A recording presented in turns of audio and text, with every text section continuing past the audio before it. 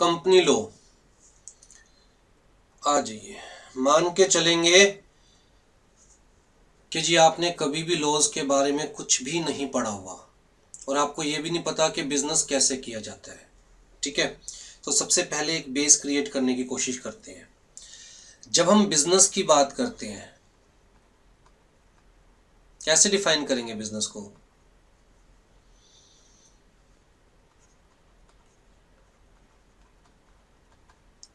Any activity for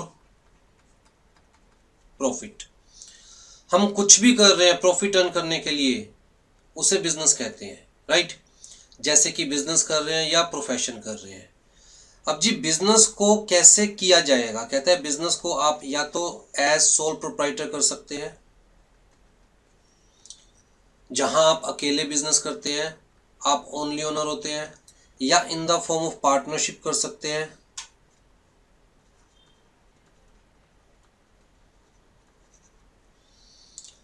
या फिर corporate form में कर सकते हैं।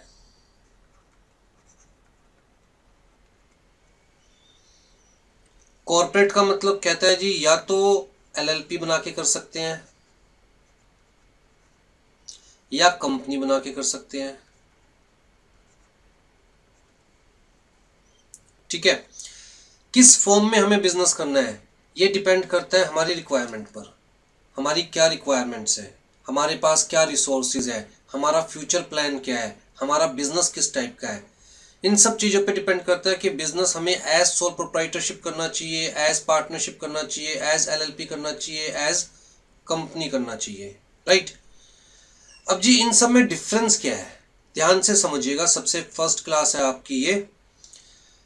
तो जी सोल प्रोप्राइटरशिप कहता है जहां पर वन मैन आर्मी है।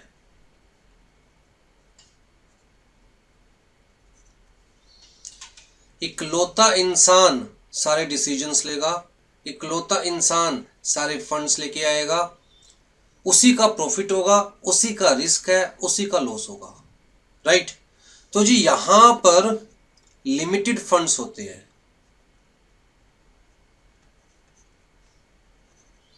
आप अपनी जेब से कितने पैसे अरेंज कर लेंगे, या आप बैंक से कितना लोन ले लेंगे, या कहीं से भी कितना आप उधार ले सकते हैं।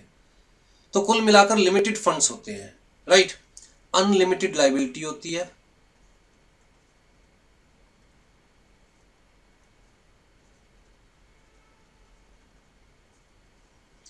अनलिमिटेड लायबिलिटी क्यों होती है? कहता है जी जो भी लॉस होगा आपका लॉस होगा, बिजनेस का लॉस नहीं होगा। सोल प्रोप्राइटरशिप में बिजनेस और बिजनेस ओनर दो अलग अलग चीजें नहीं है। कहता है दोनों को एक ही कंसीडर किया जाता है। आप दुकान खोल के बैठे हो, आपको उधार में सामान मिल रहा है, आपकी दुकान को नहीं मिल रहा, आपको मिल रहा है।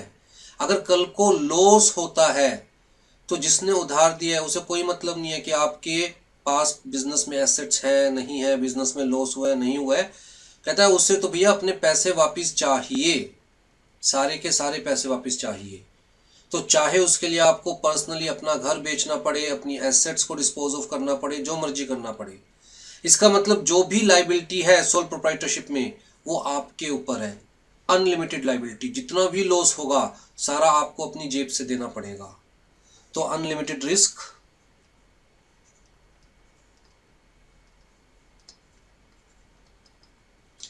अच्छा मेरी एक बात ध्यान से समझिएगा, जब भी आप क्लास अटेंड करेंगे आप अपने एक अलग से रजिस्टर बनाएंगे और यहाँ पर जो कुछ भी चल रहा है, जो कुछ भी मैं लिखूंगा वो सब आप अपने रजिस्टर में भी लिखेंगे। जो चीज़ हम अपने हाथ से लिखते हैं रिवीजन करते हुए वो याद भी रहता है और जल्दी रिवाइज भी होता है, राइट। अनलिमिटेड रिस्क है, भाई जो भी लाइबिलिटी है सारी हमारे ऊपर है। लिमिटेड फंड्स है, अनलिमिटेड लाइबिलिटी है, अनलिमिटेड रिस्क है। अच्छा लॉ की नज़रों में इस बिजनेस की कोई लीगल सेपरेट एंटिटी या एग्जिस्टेंस नहीं है। इसका मतलब क्या हुआ? जैसे मैंने कहा कि कानून की नज़रों में, लॉ की नज़रों में आप और बिजनेस दो अलग अलग एंटिटीज नहीं है। आप ही बिजनेस हो, आप ही काम कर रहे हो, आपको ही उधार मिल रहा है, जो भी एक्टिविटीज कर रहे हो आपकी एक्टिविटीज कंसीडर की जाएगी, आपका ही प्रॉफिट है, आपका ही रिस्क है, आपका ही लॉस है। तो लॉ की नज़रों में बिजनेस और ओनर अलग अलग नहीं है।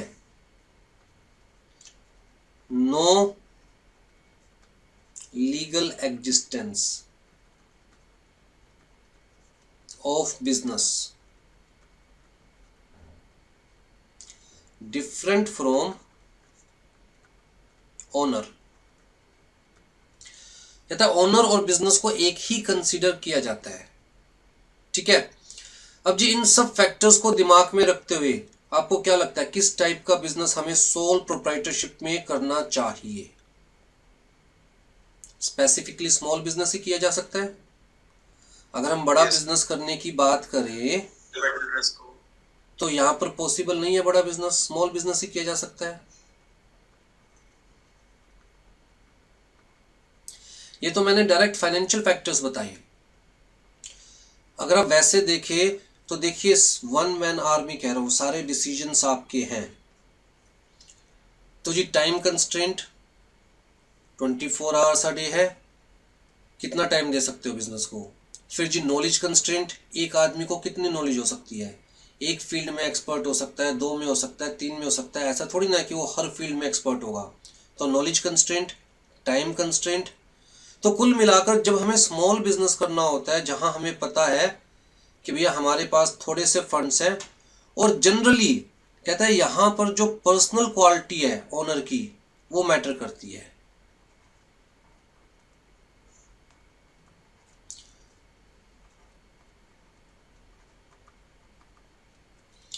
जैसे मान के चलिए मुझे टीचिंग करनी है, अब टीचिंग तो मुझे ही करनी है ना, राइट।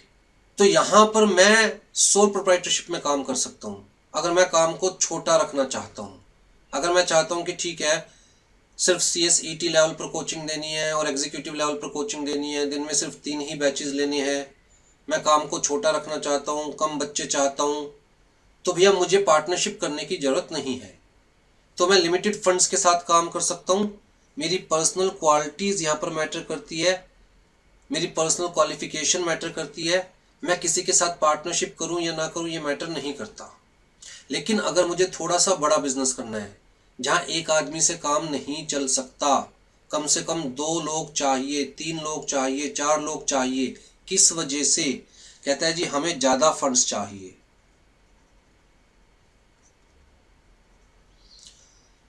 एक मैन्युफैक्चरिंग प्लांट लगाना है जहां कम से कम 2 करोड़ रुपए लगेंगे और मेरे पास सिर्फ 50 लाख रुपए है, तो किसी ना किसी को साथ में मिलाना पड़ेगा क्योंकि फंड्स ज्यादा चाहिए। जहां मुझे पता है रिस्क ज्यादा है तो भैया मैं रिस्क को शेयर करना चाहता हूं।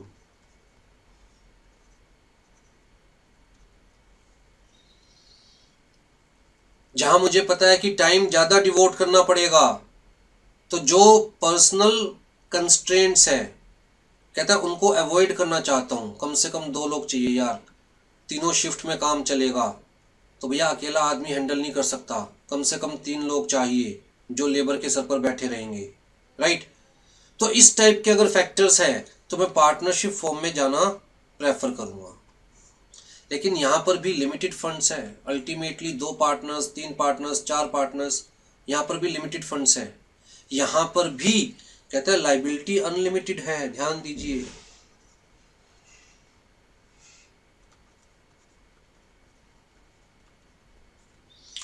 लॉ की नजरों में पार्टनरशिप की भी कोई लीगल एग्जिस्टेंस नहीं है।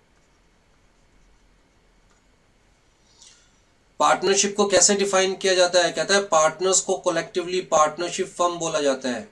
लॉ की नजरों में पार्टनरशिप फर्म क्या है? कहता है पार्टनर्स, सिंपल सी बात। तो लॉ की नजरों में कौन काम कर रहा है? कहता है पार्टनर्स काम कर रहे हैं, पार्टनरशिप फर्म कुछ नहीं है, पार्टनर्स काम कर रहे हैं। उधार कौन ले रहा है? पार्टनर्स ले रहे हैं। लाइबिलिटी किसकी है? पार्टनर्स की लाइबिलिटी है, राइट। और सबसे बड़ी दिक्कत जब हम पार्टनरशिप की बात करते हैं, यहां पर जो सबसे बड़ा कंस्ट्रेंट है, ध्यान दीजिएगा इस बात के ऊपर, कहता है जी every partner has right to participate in day to day business.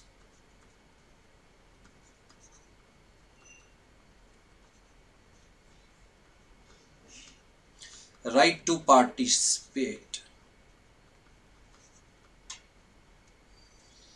Every partner has right to participate. अब भैया किसी को काम करना आता है, किसी को काम करना नहीं आता, बहुत सारे झंझट है, राइट। हम किसी को सिर्फ इसलिए अपने साथ इन्वॉल्व कर रहे हैं कि उसकी मार्केट वैल्यू अच्छी है, लेकिन उसे काम करना नहीं आता। हम किसी को सिर्फ इसलिए अपने साथ इन्वॉल्व कर रहे हैं क्योंकि वो फंड्स लगा रहा है, लेकिन उसे काम करना नहीं आता। अब काम करना नहीं आता लेकिन पार्टनर बन रहा है, बीच में टांग जरूर अड़ाएगा। यार मेरे हिसाब से ऐसा होना चाहिए, भैया तेरे को पता ही नहीं, लेकिन बीच में टांग जरूर अड़ाएगा, अब वहाँ दिक्कत हो जाती है। तो ये सबसे बड़ा ड्रॉबैक है कि हर पार्टनर बिजनेस में पार्टिसिपेट कर सकता है, बिजनेस डिसीजंस में पार्टिसिपेट कर सकता है। और इससे भी बड़ा ड्रॉबैक क्या है,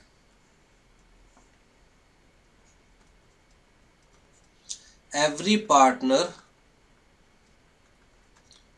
is the principal as well as agent of all other partners.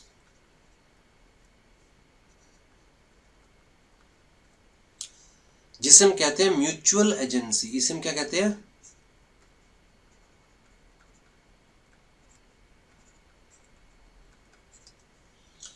Mutual agency. ये वर्ड याद रखिएगा हमेशा।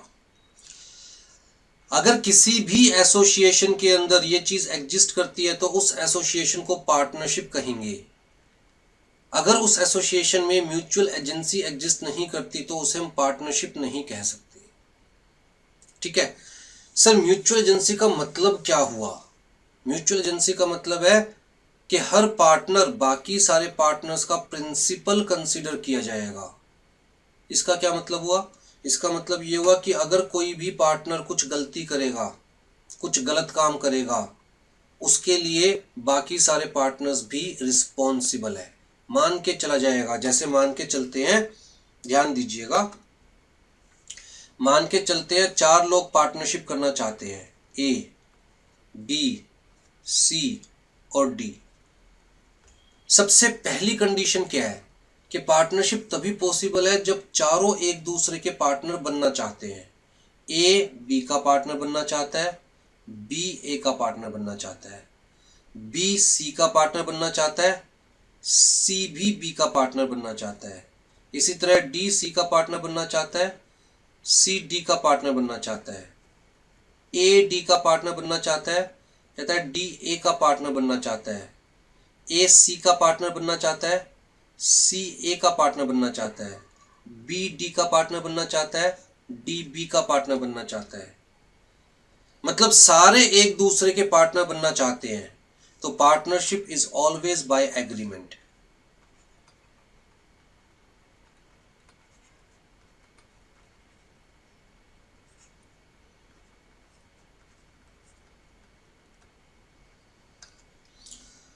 पार्टनरशिप हमेशा एग्रीमेंट से होगा। ठीक है जी, partnership is always by agreement. अब लो का क्या कहना है? लो कहता है जी हम तो मान के चल रहे हैं 4 लोग काम कर रहे हैं पार्टनरशिप। ये बात तो समझ आ गई पार्टनरशिप की, बट इस लाइन का मतलब क्या हुआ? Every partner is each other's principal and अभी वही समझा रहा हूँ। लो का क्या मानना है? लो ये मानता है कि भैया हम मान के चल रहे हैं 4 लोग मिलकर काम कर रहे हैं, पार्टनरशिप की अलग से कोई एग्जिस्टेंस नहीं है, ये 4 लोग मिलकर काम कर रहे हैं। मान के चलिए ये 4 लोगों ने मिलकर दुकान खोल रखी है, जो उधार लेंगे ये 4 लोग ले रहे हैं, राइट। रिस्क सारा इनका, प्रॉफिट सारा इनका, लॉस सारा इनका। कहता है दुकान की अब अपनी अलग से कोई एग्जिस्टेंस नहीं है। ठीक है जी, तो मतलब लो की नज़रों में इवन पार्टनरशिप की भी कोई लीगल एग्जिस्टेंस नहीं है। कहता है पार्टनरशिप अलग नहीं है पार्टनर से, पार्टनर्स ही पार्टनरशिप फर्म है। फिर लो ने कहा कि जी पार्टनरशिप हमेशा बाय एग्रीमेंट होगी। जब चारों एक दूसरे के साथ पार्टनरशिप करना चाहते हैं तभी पार्टनरशिप पॉसिबल है। फिर लो ने साथ में ये भी कहा कि भैया आप चारों एक ही दुकान पर बैठे हैं, आप चारों के पास बिजनेस डिसीजंस टेकिंग पावर है, एवरी पार्टनर कैन पार्टिसिपेट। ये चीज याद रखिएगा।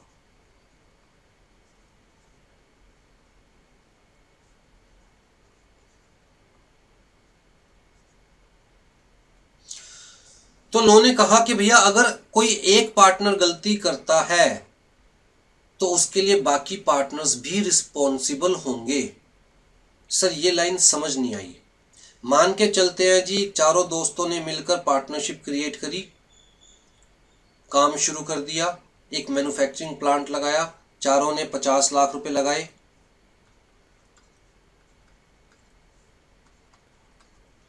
₹2 करोड़ से काम शुरू कर दिया। ठीक है, अब जी काम शुरू करे अभी 2-4 महीने हुए थे। ए, डी और सी ये तीनों दोस्त कहता है बाहर टूर पर गए। कहाँ? गोवा। पीछे से बी काम को हैंडल कर रहा था, कोई दिक्कत वाली बात नहीं है। ये बेनिफिट है पार्टनरशिप फर्म का कि भैया हमारे पास एक से ज़्यादा पार्टनर्स हैं, तो इसका मतलब ऐसा नहीं है कि हर वक्त हमें ही बिजनेस को हैंडल करना है, कभी कभी हम रिलैक्स कर सकते हैं। तो जी तीनों दोस्त टूर पर गए गोवा, पीछे से बी बिजनेस को हैंडल कर रहा था।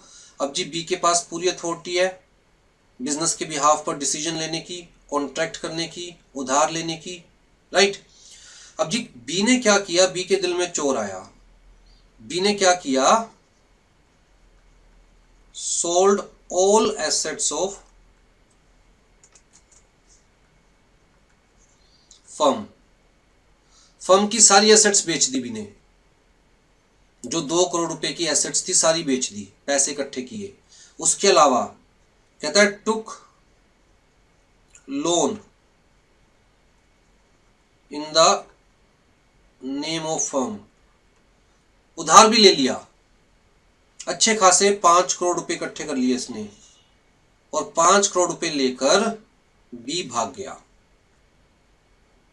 5 करोड़ रुपए लेकर बी ए डी सी को फोन करता है कि भैया जल्दी से वापस आ जाइए और बहुत बड़ा ऑर्डर मिला है। ये लोग गोवा से वापस आते हैं और बी पैसे समेटकर, अब तो बी के पास पैसे है, मस्ती मारेगा, है ना। अब जब यहां पर आते हैं ये सारे लोग, इन्हें पता चलता है कि भैया बी ने ये सब चीज कर दी। अब लोगों की नजरों में ये जो उधार लिया था किसने लिया था, कहता है पार्टनरशिप फर्म ने लिया था, जिसके पार्टनर ए डी एंड सी भी है। लोग इन्हें कहेंगे भैया हमारा पैसा वापस दीजिए। बी तो ट्रेस नहीं हो पा रहा, बी का है पता नहीं चल पा रहा। लोग इन्हें कहेंगे कि हमारा पैसा वापस दीजिए। ये लोगों को क्या कहेंगे कि हमने थोड़ी ना लिया उधार, हम तो गोवा गए हुए थे, हमें तो पता भी नहीं था, देखो हमारे साथ भी धोखा हुआ है, बी ने फर्म की सारी एसेट बेच दी, हमारे साथ भी धोखा हुआ है। तो जी ये जब केस कोर्ट में गया इनिशियली, तो कोर्ट ने एक चीज एनालाइज करी कि भैया अगर 4 लोग एक ही गद्दी पर बैठे हैं, एक ही दुकान पर बैठे हैं, ये कैसे पता चलेगा किसके पास डिसीजन टेकिंग पावर है, किसके पास डिसीजन टेकिंग पावर नहीं है। हर कोई मालिक है, चारों मालिक है, चारों ओनर है। तो जी थर्ड पार्टी के लिए तो ए भी ओनर है, बी भी ओनर है, सी भी ओनर है, डी भी ओनर है। अगर ए कोई कॉन्ट्रैक्ट करता है on behalf of the firm, तो वो कॉन्ट्रैक्ट चारों पर एप्लीकेबल है। अगर बी कोई लोन ले रहा है on behalf of the firm, तो वो लोन पूरी फर्म पर एप्लीकेबल है, चारों पर एप्लीकेबल है। मान के चला जाएगा वो लोन सिर्फ बी ने नहीं लिया, बल्कि चारों ने लिया है। तो भैया चाहे बी ने ये पैसा, ये लोन लिया था, लेकिन लो ने कहा भैया every partner is responsible for the repayment. और लो ने साथ में ये भी कहा, कोर्ट ने ये भी कहा कि भैया जरूरी नहीं है कि जॉइंट लायबिलिटी हो। कहता है इवन सिंगल पार्टनर को भी सारे के सारे डेट के लिए रिस्पॉन्सिबल कंसीडर किया जा सकता है। अगर मान के चलो ये बात सुनकर डी भी भाग गया, सी भी भाग गया, कोई भी ट्रेस नहीं हो पा रहा, सिर्फ ए ट्रेस हो पाया है, तो ये पूरा का पूरा उधार ए से भी रिकवर किया जा सकता है। मेरी बात समझ रहे हैं? तो इसका मतलब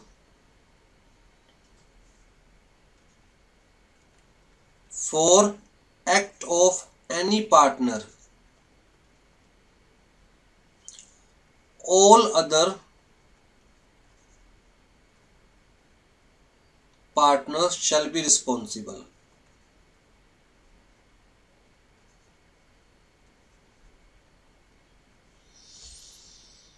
तो भैया पार्टनरशिप बड़ी सोच समझ के करनी चाहिए।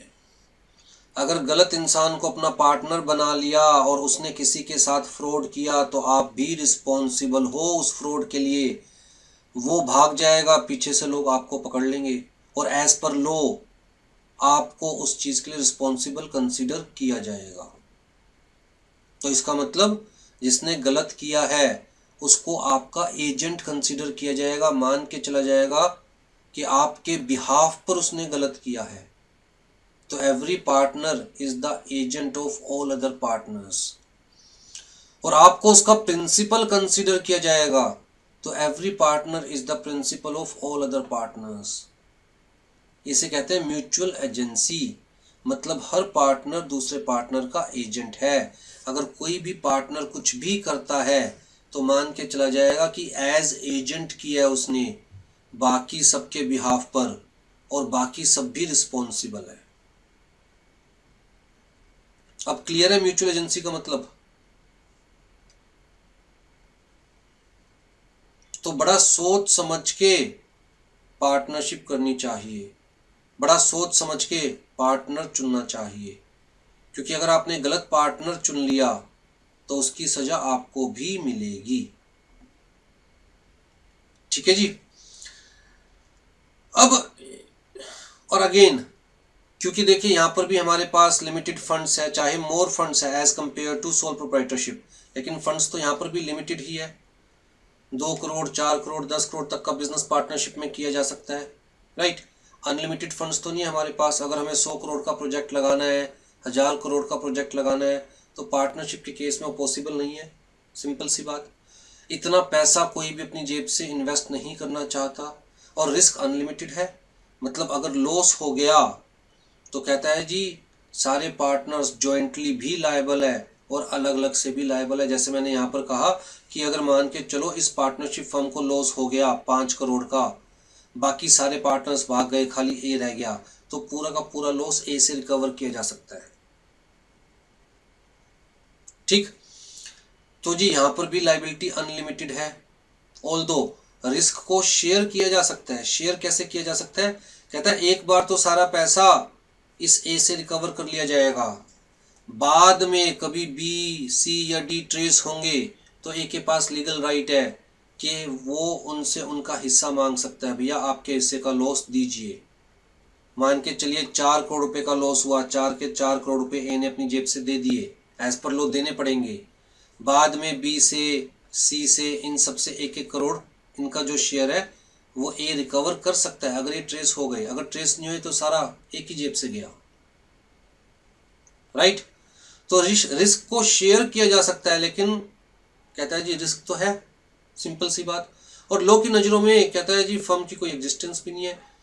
अब जी कोई एग्जिस्टेंस नहीं है, इसका क्या मतलब होता है? मैं बार बार कह रहा हूँ जी कोई एग्जिस्टेंस नहीं है, कोई एग्जिस्टेंस नहीं है, नो लीगल एग्जिस्टेंस। इसका मतलब क्या है? ये फर्म कोई सेपरेट लीगल एंटिटी नहीं है, कि फर्म मतलब लॉ की नज़रों में कहता है वो बिजनेस की कोई एग्जिस्टेंस नहीं है। बिजनेस की एग्जिस्टेंस नहीं है तो कहता है जी business can't hold any asset. कोई भी एसेट बिजनेस के नाम पे नहीं हो सकती। जो भी एसेट होगी या तो सोल प्रोप्राइटर के नाम पे होगी या पार्टनरशिप फर्म के केस में पार्टनर के नाम पे होगी। ठीक है।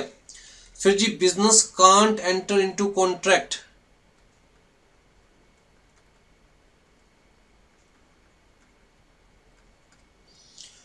मतलब बिजनेस के नाम पे कोई कॉन्ट्रैक्ट नहीं हो सकता। जो भी कॉन्ट्रैक्ट होगा कहता है जी वो पार्टनर्स के नाम पर या सोल प्रोप्राइटर के नाम पर होगा। जो भी लोन दिया जाएगा वो पार्टनर्स को दिया जाएगा या सोल प्रोप्राइटर को दिया जाएगा। जो भी लाइबिलिटी होगी वो पार्टनर्स की होगी या सोल प्रोप्राइटर की होगी। तो कहता है जी यहाँ तो बड़ा रिस्क है, लाइबिलिटी भी अनलिमिटेड है। तो जो जो हमारे पास ड्रॉबैक्स थे सोल प्रोप्राइटरशिप में, पार्टनरशिप में, उन ड्रॉबैक्स को खत्म करने के लिए corporate form of business introduce किया गया। अब जी corporate form of business at present India में या तो एलएलपी की फॉर्म में है या कंपनी की फॉर्म में है। एलएलपी की फुल फॉर्म क्या है? Limited liability partnership.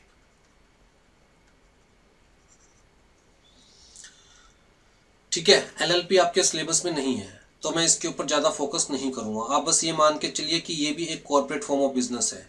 आपके सिलेबस में क्या है, आपके सिलेबस में कंपनी है, तो हम इसके ऊपर ज़्यादा फोकस करेंगे, कंपनी के ऊपर। ठीक, एलएलपी आपको एग्जीक्यूटिव लेवल पर पढ़ाया जाएगा। LLP for the time being ये समझिए है तो पार्टनरशिप ही, लेकिन ऐसी पार्टनरशिप जिसकी लॉ की नज़रों में लीगल एग्जिस्टेंस है, having legal existence in the eyes of law.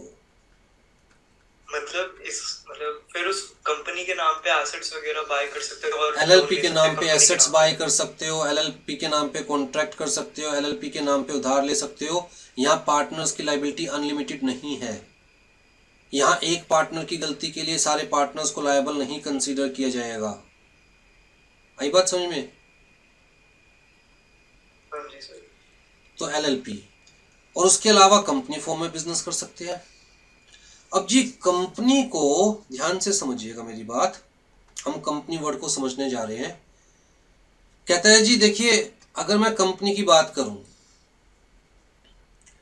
तो कंपनी वर्ड का जनरल मीनिंग क्या है? कहता है जी दो लैटिन वर्ड से डिराइव किया गया मीनिंग, एक कोम और दूसरा पानिस। दो लैटिन वर्ड से कंपनी वर्ड को डिराइव किया गया है। कोम का मतलब टुगेदर और पानिस का मतलब ब्रेड या मील। इनिशियली कंपनी वर्ड उन लोगों के लिए यूज किया जाता था जो साथ बैठकर खाना खाते थे। बेसिकली मैं बात कर रहा हूं 17th सेंचुरी की, जब एरोप्लेन्स नहीं हुआ करते थे। तो जी जो बिजनेस मर्चेंट्स हुआ करते थे वो जनरली शिप के थ्रू ट्रैवल किया करते थे। अब जी शिप के थ्रू ट्रैवल करते थे तो बहुत बहुत दिन शिप पर रहते थे, तो उनके ग्रुप्स बन जाते थे। सेम जिनका इंटरेस्ट होता था, सेम टाइप की सोच होती थी, एक दूसरे से दिल मैच करते थे, वो साथ बैठकर खाना खाते थे, तो उन्हें कह देते थे ये एक कंपनी है। Basically those who took their meal together.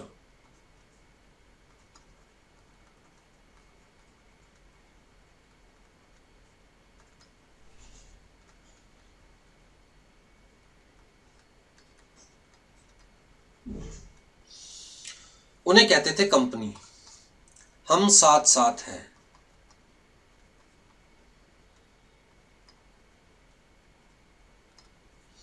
जैसे अगर आप मूवी देखने जा रहे हो, आप अपने फ्रेंड को कहते हो कि भैया मुझे कंपनी दोगे, मूवी देखने जा रहा हूँ। डिनर पे जा रहे हो, आप किसी को ऑफर करते हो कि मुझे कंपनी दोगे, डिनर पे जा रहा हूँ। तो बेसिकली कहता है जी कंपनी का मतलब association of person for common objective. एक कॉमन ऑब्जेक्टिव के लिए, साथ में पिक्चर देखने के लिए, साथ में डिनर करने के लिए, साथ में वॉक करने के लिए, या साथ में बिजनेस करने के लिए। कॉमन ऑब्जेक्टिव के साथ दो या दो से ज़्यादा लोग एसोसिएट होते हैं, तो उस ग्रुप को, उस एसोसिएशन को हम क्या कह देते हैं? कंपनी। ये जनरल मीनिंग है। ठीक, कंपनी वर्ड को कंपनी लॉ में भी डिफाइन किया गया है। अब जी कंपनी लॉ में कैसे डिफाइन किया है? अच्छा ये याद रखिएगा,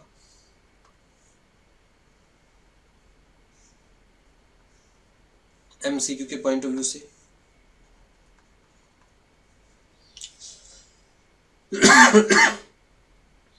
कौन से सेक्शन में डिफाइन किया गया है? सेक्शन 2 क्लोज 20 में। ठीक है सर, ये सेक्शन क्या होते हैं, क्लोज क्या होते हैं, सब चीजें समझाऊंगा डिटेल में। पहले एक बार कंपनी वर्ड का मतलब समझ लेते हैं, कंपनी फॉर्म ऑफ बिजनेस को समझ लेते हैं, फिर समझाऊंगा लॉ का मतलब क्या होता है, सेक्शन का मतलब क्या होता है, लॉ कैसे पढ़ा जाता है, कब सेक्शन वर्ड यूज करना है, कब सब सेक्शन वर्ड यूज करना है, कब क्लोज वर्ड यूज करना है, सब डिटेल में समझाऊंगा स्टेप बाय स्टेप। सबसे पहले हम ये देखते हैं कि कंपनी वर्ड को डिफाइन कहाँ किया गया है? Section 20 section 2 close 20। इसे क्लोज पढ़ेंगे, सेक्शन 2 क्लोज 20 में। कौन से लॉ के? कहता है G companies act 2013।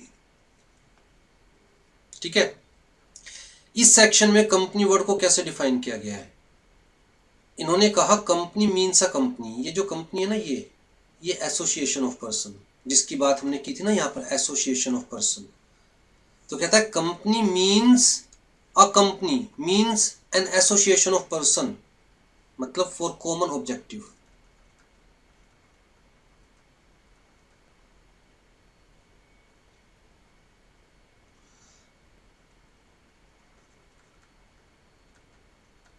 For common objective. Business के पॉइंट ऑफ व्यू से कहता है जी ऐसे लोग जो एक दूसरे के साथ एसोसिएट हुए हैं फॉर कॉमन ऑब्जेक्टिव, वो जब अपने आप को कंपनी लॉ में रजिस्टर करवा लेंगे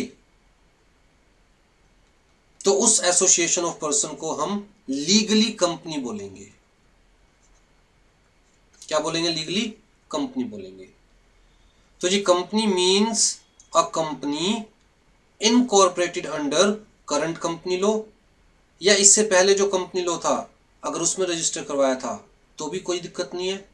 लॉ का मानना यह है कि आपको कंपनी तब तक कंसीडर नहीं किया जाएगा जब तक आप अपने आप को कंपनी लॉ में रजिस्टर नहीं करवाएंगे।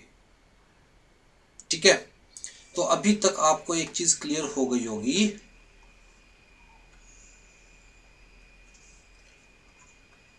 any association of person can be considered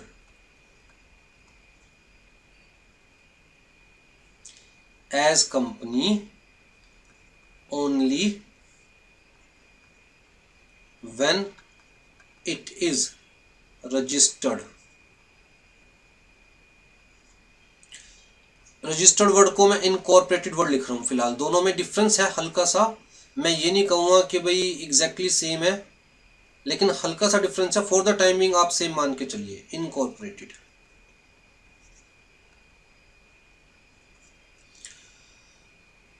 तो any association of person can be considered as company, इसका क्या मतलब हुआ? Can work as company.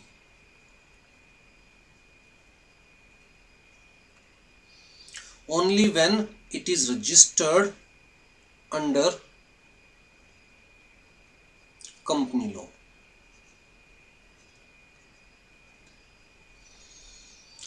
क्या ये पॉइंट क्लियर है? पहले ये बताइए, ये बात किसने कही? सेक्शन 2 क्लोज 20, इसे क्या बोलेंगे हम? Of companies act 2013। ठीक है सर, कुछ समझ नहीं आया कंपनी क्या होती है, या मतलब कंपनी फॉर्म में क्यों बिजनेस करना चाहिए, क्या एडवांटेजेस है। आ जाइए जी, हम basically company form of business को एक स्टोरी के थ्रू समझने की कोशिश करते हैं, क्योंकि सेक्शन 2 क्लोज 20 में कंपनी के बारे में कुछ बता ही नहीं रखा। बस इतना कह रखा है कि भैया किसी भी एसोसिएशन ऑफ पर्सन को तभी कंपनी कंसीडर किया जाएगा जब वो एसोसिएशन ऑफ पर्सन अपने आप को कंपनी लॉ में रजिस्टर करवा लेगी, चाहे करंट कंपनी लॉ में, एट प्रेजेंट कौन सा कंपनी लॉ है हमारे पास, कंपनीज एक्ट 2013, या किसी प्रीवियस कंपनी लॉ में ऑलरेडी रजिस्टर्ड थी वो, तो उसे भी कंपनी कंसीडर किया जाएगा। तो कंपनीज एक्ट 2013 से पहले वाला कंपनी लॉ कौन सा था? Companies act 1956। ठीक है, अब जी मैं एक स्टोरी सुनाने जा रहा हूं और उस स्टोरी के थ्रू आपको कंपनी फॉर्म ऑफ बिजनेस समझाने की कोशिश करूंगा। तो जी स्टोरी किसकी है? कहता है जी दो दोस्तों की, आलू एंड कचालू। कहता है जी बड़े हार्ड वर्किंग थे, बड़े टैलेंटेड थे। ये स्टोरी कहाँ की है? कहता है यूके की, इंग्लैंड की। तो इंग्लैंड के एक गांव में रहते थे और वहीं पर काम करते थे। अब जी जिस फैक्ट्री में वो काम करते थे, वैसे तो लेबर थे फैक्ट्री के अंदर, लेकिन बड़े हार्ड वर्किंग, टैलेंटेड, रिस्पॉन्सिबल थे। कहता है इन्हें अपने काम की कंप्लीट नॉलेज थी। अब जी एक दिन इन्होंने सोचा कि क्यों ना खुद का काम शुरू किया जाए, खुद की फैक्ट्री सेटअप की जाए। ठीक है, तो भैया ये अपनी खुद की फैक्ट्री सेटअप करना चाहते थे, लेकिन किसी भी बिजनेस के लिए सबसे पहली रिक्वायरमेंट क्या है? फंड्स। तो थे तो लेबर क्लास लोग, चाहे टैलेंटेड थे, चाहे सारा काम आता था, चाहे खुद से सारा काम हैंडल कर सकते थे, लेकिन काम तो तभी कर सकते हैं ना जब खुद का काम, जब उनके पास फंड्स होंगे। तो भैया फंड्स थे नहीं इनके पास। अब जिनके पास फंड्स नहीं थे तो इन्होंने सोचा क्यों ना पैसे इकट्ठे किए जाए काम करने के लिए। पैसे कहाँ से इकट्ठे करें? मैं तो 17वीं सेंचुरी की बात कर रहा हूँ, जब बैंकिंग सिस्टम भी एग्जिस्ट नहीं करता था। उधार कहाँ से ले? और अगर बैंकिंग सिस्टम एग्जिस्ट करता भी तो ऐसे थोड़ी ना बैंक किसी को भी उधार दे देगा। बैंक भी देखता है भैया सामने वाला जो उधार लेने आया है, लोन लेने आया है, भैया उसकी क्या क्रेडिट वर्दीनेस है, उसको लोन देना भी चाहिए या नहीं देना चाहिए, अगर लोन दे देंगे तो वो रीपे कर पाएगा या नहीं कर पाएगा, ये सारी चीजें बैंक भी देखता है ना। तो जी इन्होंने क्या दिमाग लगाया, क्यों ना गांव वालों से पैसे लिए जाए। तो भैया इन्होंने गांव वालों को बुलाया, एक सभा बुलाई, जनरल मीटिंग कहेंगे हम उसे, जनरल मीटिंग, सभा बुलाई एक, गांव वालों के सामने अपना पूरा प्रोजेक्ट रखा, गांव वालों को पूरा प्रोजेक्ट एक्सप्लेन किया, उनको बताया कि अगर हमारी गांव में ये फैक्ट्री लग जाएगी तो गांव के लिए कितना बेनिफिशियल रहेगा। सबसे पहली चीज़, गांव वालों को एम्प्लॉयमेंट मिलेगी। दूसरी चीज़ कहता है जी लिविंग स्टैंडर्ड इंक्रीज होगा गांव का। तीसरी चीज़, आपको इन्वेस्ट करने का मौका मिल रहा है बिजनेस के अंदर, तो भैया बिजनेस को जो भी प्रॉफिट होगा उस प्रॉफिट में आपका भी हिस्सा होगा, राइट। तो जी इन्होंने अच्छे से समझाया सब कुछ, अपना बिजनेस प्लान, और गांव वालों को कहा कि जी आप में से जो भी इन्वेस्ट करना चाहता है वो हाथ खड़ा कीजिए। अब जी गांव वालों ने प्लान सुना, सब कुछ ठीक लगा, अच्छा लगा, लेकिन गांव वालों का सबसे पहला क्वेश्चन क्या था, उस वक्त company form of business exist नहीं करती थी, corporate form of business exist नहीं करता था, या तो सोल प्रोप्राइटरशिप हुआ करता था या पार्टनरशिप। तो गांव वालों ने सबसे पहला क्वेश्चन क्या पूछा कि भैया आप हमारी इन्वेस्टमेंट किस फॉर्म में चाहते हो, डेट के फॉर्म में या पार्टनरशिप के फॉर्म में, आप हमसे उधार लेना चाहते हो या हमें अपना पार्टनर बनाना चाहते हो। अब जी आलू कचालू ने दिमाग लगाया कि भैया उधार लेने में क्या फ़ायदे क्या नुकसान है, पार्टनर बनाने में क्या फ़ायदे क्या नुकसान है। तो जी अगर वो उधार के फॉर्म में पैसा लेते हैं गांव वालों से तो एक चीज़ तो क्लियर है कि भैया ये उधार बिजनेस को नहीं दिया जा रहा, ये तो आलू कचालू को दिया जा रहा है। कहता है गांव वालों का कोई मतलब नहीं, बिजनेस चले या ना चले, investors are least concern with the success of the business.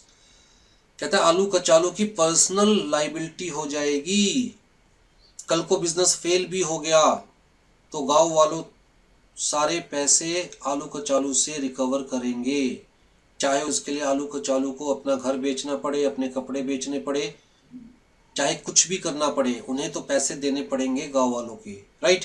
तो ये unlimited risk, personal asset can be use to pay the debt. तो आलू कचालू ने कहा कि भैया ये तो फिजिबल ऑप्शन नहीं है, इतना बड़ा रिस्क लेना मुश्किल हो जाएगा। फिर उन्होंने पार्टनरशिप के बारे में सोचा।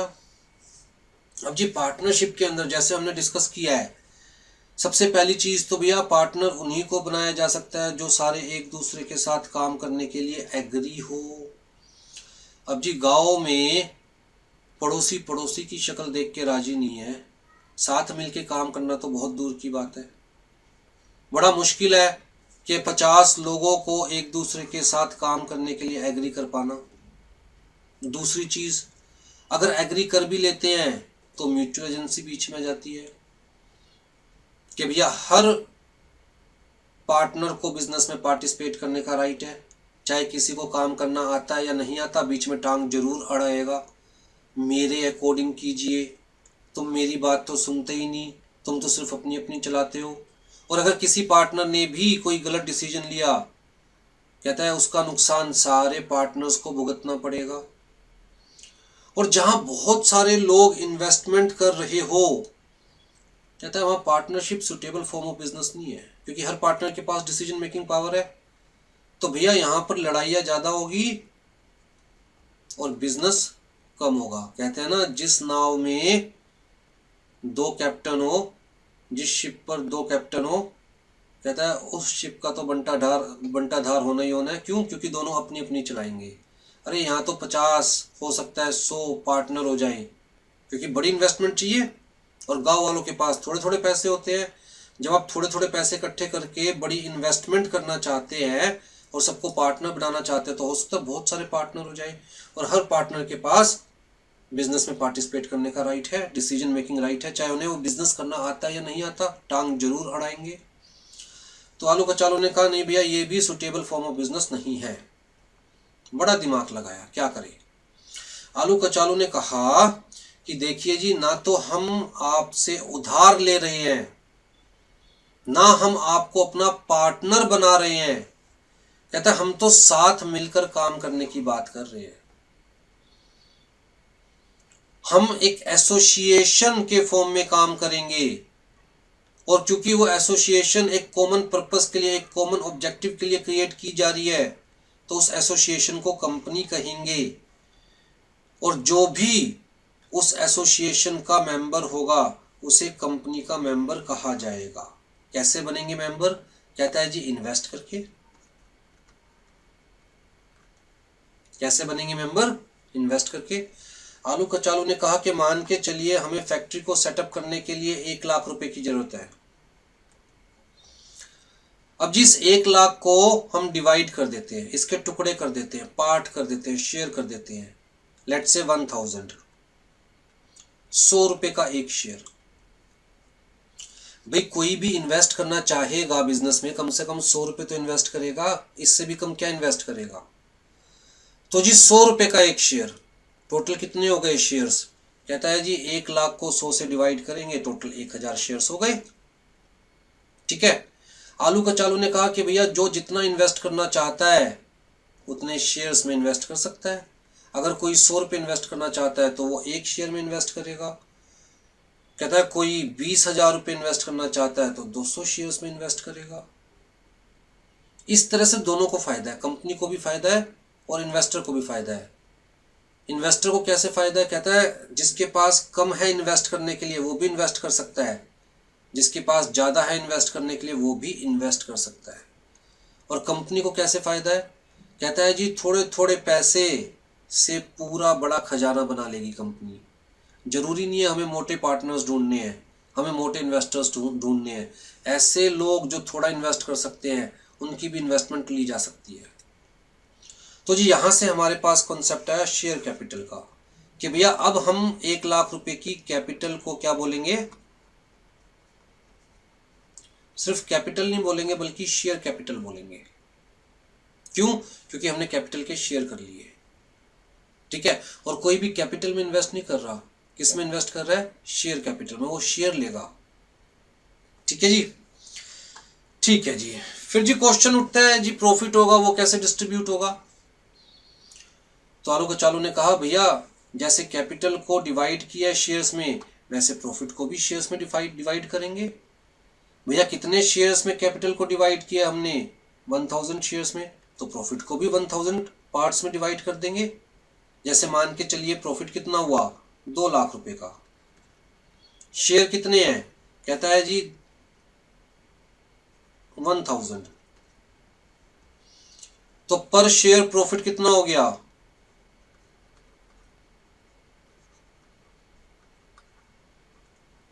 200 रुपए पर शेयर। अब जी जिसके पास एक शेयर था उसको कितना प्रॉफिट मिलेगा? 200 रुपए। जिसने 10 शेयर में इन्वेस्ट किया हुआ था उसे कितना प्रॉफिट मिलेगा? 2000 रुपये। जिसने 100 शेयर में इन्वेस्ट कर रखा था उसे कितना प्रॉफिट मिलेगा? 20,000 रुपये। कितना आसान है। तो जितने शेयर उतने ही प्रॉफिट में डिवाइड कर दिए जाएंगे पार्ट्स। ठीक है। तो प्रॉफिट को डिवाइड किया जाएगा इन नंबर ऑफ शेयर्स। तो जी यहां से कॉन्सेप्ट आया डिविडेंड, डिवाइड डिविडेंड। तो जी प्रॉफिट किस फॉर्म में मिलेगा? डिविडेंड के फॉर्म में मिलेगा, जो किस चीज पे डिपेंड करता है? आपके नंबर ऑफ शेयर्स पे डिपेंड करता है। ठीक है जी। अब जी क्वेश्चन क्या उठा कि भैया मैनेज कौन करेगा बिजनेस को? आप तो कह रहे हो कोई भी इन्वेस्ट कर सकता है, तो अगर 100 लोगों ने इन्वेस्ट किया तो बिजनेस को मैनेज कौन करेगा? क्या ये पार्टनरशिप फर्म है? आलू का कचालू ने कहा नहीं भैया पार्टनरशिप फर्म नहीं है। कहता है जी जैसे हम कंपनी में इन्वेस्ट करेंगे वैसे आप भी कंपनी में इन्वेस्ट करोगे, जैसे आप कंपनी के मेंबर बनोगे वैसे हम भी कंपनी के मेंबर बनेंगे। चाहे बिजनेस प्रपोजल हम लेके आ रहे हैं, आइडिया हमारा है, सारा सेटअप हम करेंगे, लेकिन कहता है मेंबरशिप इन्वेस्टमेंट के अकॉर्डिंग देखी जाएगी। जैसे आप इन्वेस्ट कर रहे हो वैसे हम भी इन्वेस्ट करेंगे। चाहे हमारे पास इन्वेस्ट करने के लिए 1000 रुपये होंगे तो 1000 रुपये इन्वेस्ट कर देंगे हम। आपके पास 2000 रुपये, आप 2000 इन्वेस्ट कर दीजिएगा। राइट। कहता है ये मैटर नहीं करता कि भैया बिजनेस हमने सेटअप किया या आपने सेटअप किया है, मैटर करता है इन्वेस्टमेंट किसकी कितनी है। और जो भी इन्वेस्ट करेगा वही कंपनी का मेंबर बनेगा। पार्टनरशिप वाला केस नहीं है ये। तो जी बिजनेस कौन मैनेज करेगा? अब जी आलू कचालू ने दिमाग लगाया कि भैया अगर हर किसी को बिजनेस में इंटरफेयर करने की परमिशन दे देंगे तो बिजनेस नहीं होगा, सिर्फ लड़ाइयाँ होंगी। गांव वाले सिर्फ अपनी अपनी चलाना चाहते हैं, चाहे उनको उस चीज़ की नॉलेज हो या ना हो। अब आलू कचालू को एक चीज़ पता थी कि भैया गांव में किसी को इस बिज़नेस की नॉलेज ही नहीं है, इस बिज़नेस की नॉलेज सिर्फ हम दोनों को है। तो उन्होंने क्या कहा गांव वालों को कि देखिए भैया बिज़नेस को वो मैनेज करेगा जिसको बिज़नेस की नॉलेज होगी। Who shall be the most competent person in the eyes of the members. कहता है जो कंपनी के मेंबर्स बनेंगे उनकी नज़रों में जो सबसे कॉम्पिटेंट पर्सन है, जो सबसे कैपेबल पर्सन है, किस चीज़ के लिए? To direct the business of the company. Company के बिजनेस को डायरेक्ट करने के लिए जो सबसे कॉम्पिटेंट पर्सन है वो बिजनेस को मैनेज करेंगे। उन्होंने कहा गांव वालों से भैया जो भी मेंबर बनेगा ना वो खुद वोटिंग के थ्रू चुनेगा। 4, 5, 6 जितने भी लोगों को चुनना है वोटिंग के लिए चुना जाएगा। वोटिंग कौन करेंगे? जो कंपनी के मेंबर्स बनेंगे।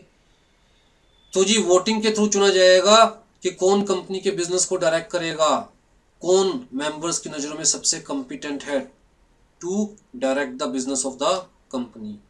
सिर्फ वही लोग कंपनी के बिजनेस को मैनेज करेंगे on behalf of all the members. बाकी members day to day business में इंटरफेयर नहीं करेंगे, ठीक है? On behalf of all the members, बाकी के members day to day business में इंटरफेयर नहीं करेंगे। तो यहां से हमारे पास कॉन्सेप्ट आया डायरेक्टर का। डायरेक्टर वर्ड क्लियर हो गया आपको? Those who direct the business of the company on behalf of the members. कौन अपॉइंट करता है डायरेक्टर्स को? कहता है जी मेंबर्स इलेक्ट करते हैं। कैसे इलेक्ट करते हैं? बाय मेजोरिटी वोटिंग के थ्रू, ठीक है जी। क्या डायरेक्टर कंपनी का मेंबर होना जरूरी है? The answer is no. Anyone can be the director of the company who is elected by the members, who is most competent in the eyes of the members to direct the business of the company. Anyone can be appointed as the director by the members. जरूरी नहीं है कि director shall be the member of the company, director shall invest in the company, ऐसा कुछ नहीं है, ठीक है? तो आपके दिमाग में एक क्वेश्चन आ रहा होगा कि सर क्या मैं रिलायंस का डायरेक्टर बन सकता हूँ? डेफिनेटली बन सकते हो, चाहे आपने रिलायंस में एक भी शेयर नहीं ले रखा। कंडीशन ये है कि रिलायंस के मेंबर्स आपको इतना कैपेबल समझे कि वो आपको बाय मेजोरिटी इलेक्ट करे to be the director of the Reliance, ठीक है जी। सर पर कंपनी होने के लिए मेंबर्स होना जरूरी है? बिना मेंबर्स के कंपनी कैसे हो सकती है बेटा? कंपनी वर्ड हमने क्या डिस्कस करी है? कंपनी वर्ड का मतलब ही क्या डिस्कस किया है? टू और मोर पर्संस फॉर कॉमन। मुझे सोल प्रोप्राइटरशिप नहीं चाहिए, पार्टनरशिप भी नहीं चाहिए, एलएलपी भी नहीं चाहिए, मतलब कंपनी फॉर्म करनी है बट मेरे को तो पैसे भी। अभी वन पर्सन कंपनी का कॉन्सेप्ट इंट्रोड्यूस कर दिया गया है कंपनीज एक्ट 2013 में। एक इंडिविजुअल भी अपनी कंपनी क्रिएट कर सकता है, लेकिन जबकि हम कहानी बता रहे हैं 17th सेंचुरी की, तब ये कॉन्सेप्ट नहीं था ना। जो टर्मोलॉजीज मैं आपको समझाने की कोशिश कर रहा हूँ वो टर्मोलॉजीज कहाँ से आई, इसलिए मैं पुरानी कहानी सुना रहा हूं। आ रही है बात क्लियर?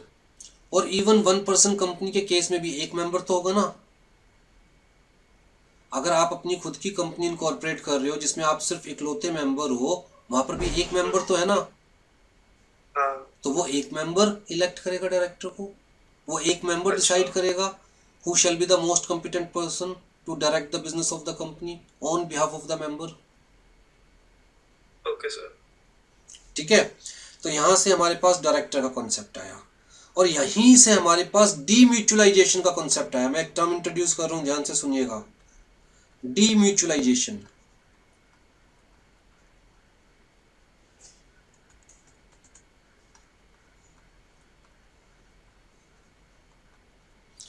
क्या मतलब हुआ डीम्यूचुअलाइजेशन का?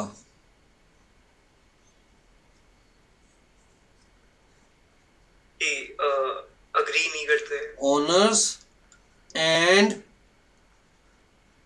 Management are different. क्या मतलब हुआ डीम्यूचुअलाइजेशन का? Business and owners are different. Owners कौन है हमारे एग्जाम्पल में?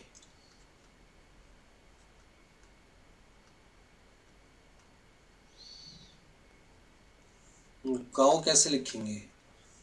चलिए विलेजर्स। इन्वेस्ट कौन कर रहा है? विलेजर्स। लेकिन बिजनेस कौन है? Different from the villagers, they can not even participate in decision making process. कौन पार्टिसिपेट कर सकता है?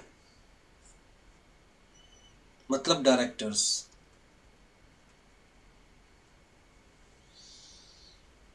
मेरी बात समझ रहे हैं?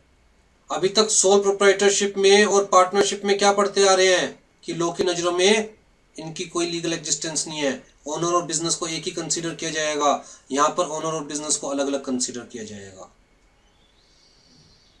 आपके पास किसी कंपनी के शेयर हो सकते हैं, रिलायंस के, टाटा के, पर क्या आप उस कंपनी के डिसीजन मेकिंग प्रोसेस में इन्वॉल्व है? The answer is no. आप सिर्फ क्या है? एक मेंबर, इन्वेस्टर। क्या आपके पास रिलायंस के शेयर्स हैं, उसके बावजूद आप रिलायंस का प्रोडक्ट परचेज कर सकते हैं, रिलायंस के साथ कॉन्ट्रैक्ट में एंटर कर सकते हैं? The answer is yes. कर सकते हैं ना आप? अगर आप किसी से कॉन्ट्रैक्ट में एंटर कर सकते हैं तो इसका मतलब आप और वो दो अलग अलग एंटिटीज हो गए लोग की नजरों में। कोई बंदा अपने आप से भी कॉन्ट्रैक्ट में एंटर कर सकता है क्या? नहीं कर सकता। अगर आप दुकान खोल के बैठे हो, अपनी ही दुकान का सामान अपने घर में लेके जा रहे हो, तो क्या आपका आपकी दुकान के साथ कोई कॉन्ट्रैक्ट हुआ है क्या? The answer is no. वो दुकान का सामान है ही नहीं, वो आपका है, क्योंकि आप में और दुकान में कोई डिफरेंस नहीं है लोग की नजरों में। क्या एक पार्टनर अपनी पार्टनरशिप फर्म से कॉन्ट्रैक्ट कर सकता है? द आंसर इज नो, क्योंकि लोग की नजरों में पार्टनरशिप फर्म और पार्टनर में कोई डिफरेंस है ही नहीं। लेकिन क्या एक मेंबर अपनी कंपनी से कॉन्ट्रैक्ट कर सकता है? द आंसर इज यस, क्योंकि लोग की नजरों में मेंबर और कंपनी के बीच में डिफरेंस है। कहता है जी मेंबर अलग है, कंपनी अलग है, और इंडिविजुअल मेंबर के पास कोई राइट नहीं है। राइट किसके पास है? कहता है जी मेजॉरिटी ऑफ मेंबर्स के पास। कोई भी डिसीजन लिया जाएगा बाय मेजॉरिटी ऑफ मेंबर्स, तो individual member is not the owner. सबसे बड़ी बात, ठीक है। और इन members can not participate in day to day business, they can appoint directors, those most competent person who will direct the business of the company on behalf of the members। इसे क्या कहते हैं? डीम्यूचुअलाइजेशन। मतलब डिफरेंट म्यूचुअल इंटरेस्ट। कहता है जी अगर owner ही business है, वो सिर्फ अपने बारे में सोचेगा, उसको सिर्फ अपने प्रॉफिट से मतलब है ओनर को, राइट। चाहे दूसरे का नुकसान हो, कोई फर्क नहीं पड़ता, मुझे प्रॉफिट होना चाहिए। लेकिन कंपनी फॉर्म ऑफ बिजनेस में ऐसा नहीं है। क्यों? कहता है क्योंकि डायरेक्टर्स पूरी कंपनी के बारे में सोचेंगे, किसी इंडिविजुअल मेंबर के बारे में नहीं, किसी शेयर होल्डर के बारे में नहीं। वो जो भी डिसीजंस लेंगे पूरी कंपनी को दिमाग में रख के लेंगे। जबकि कोई भी मेंबर अगर डिसीजन लेगा तो सिर्फ अपने बेनिफिट को दिमाग में रख के लेगा। तो भैया mutual interest of member is different from mutual interest of company. मतलब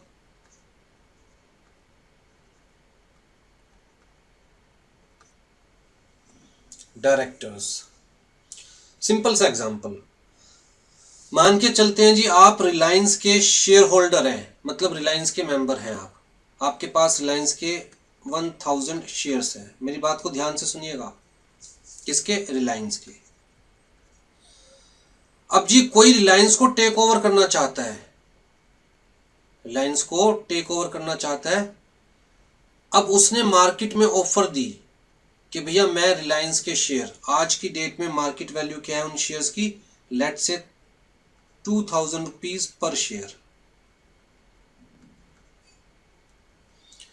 कोई रिलायंस को टेक ओवर करना चाहता है और उसने ऑफर दी मार्केट में कि मैं रिलायंस के शेयर कितने में परचेज करने के लिए तैयार हूं। ऑफर प्राइस क्या है? कहता है 2200 रुपये पर शेयर।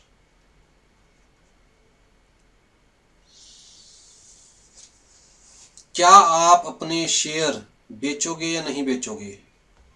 जिस चीज की वैल्यू 2000 रुपये है, अगर उस चीज के नाम के 2200 रुपये मिले, क्या आप अपने शेयर बेचोगे या नहीं बेचोगे? As a shareholder, as a investor, अगर आप बेचोगे तो आपका बेनिफिट होगा, है ना? तो आपका इंटरेस्ट क्या है? इंटरेस्ट ऑफ मेंबर इस केस में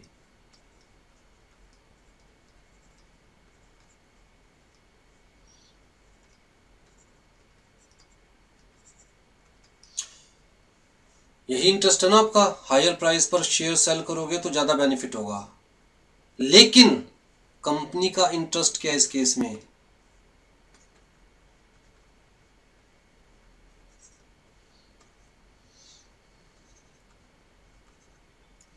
member shall not sell shares to avoid take over.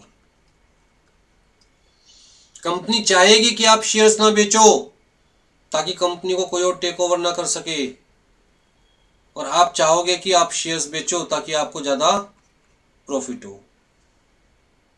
तो अलग अलग इंटरेस्ट है ना कंपनी का और मेंबर का। चाहे मेंबर ही कंपनी के ओनर है, फिर भी कहता है कंपनी अलग है, मेंबर अलग है। कंपनी का अलग इंटरेस्ट है, मेंबर का अलग इंटरेस्ट है। कंपनी सबके इंटरेस्ट के लिए काम करेगी, सारे मेंबर्स के इंटरेस्ट के लिए, जबकि मेंबर सिर्फ अपने इंटरेस्ट के लिए काम करता है, अपने बेनिफिट के लिए। तो जी कैसे किया गया इन दोनों को अलग? डायरेक्टर्स का कॉन्सेप्ट इंट्रोड्यूस करके। कौन रन करेगा कंपनी? कहता है डायरेक्टर्स रन करेंगे on behalf of the members. क्या ये पॉइंट क्लियर है? तो ये जो डायरेक्टर्स है, कहता है मे और may not be the member of the company.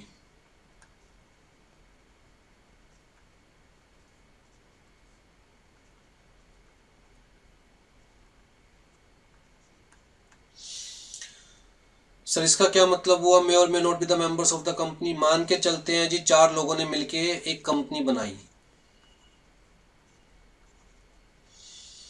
अब जी कंपनी ये 4 लोग मिलकर ही बना रहे हैं, इनिशियल मेंबर्स यही हैं जो कंपनी इनकॉर्पोरेट करेंगे।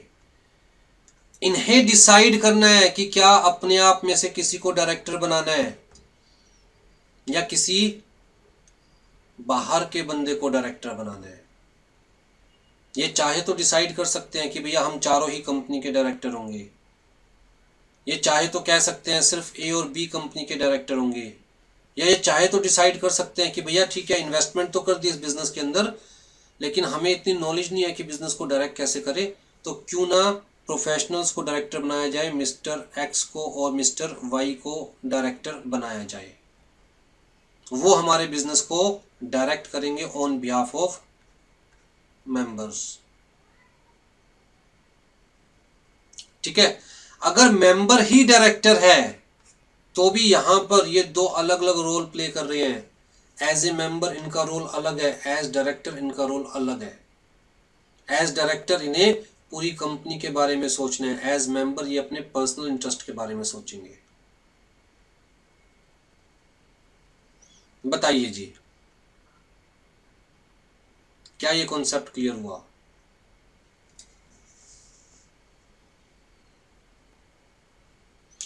हाँ या ना तो बोलिए। कुछ yes, कुछ कुछ समझ में आना शुरू हुआ? Yes sir.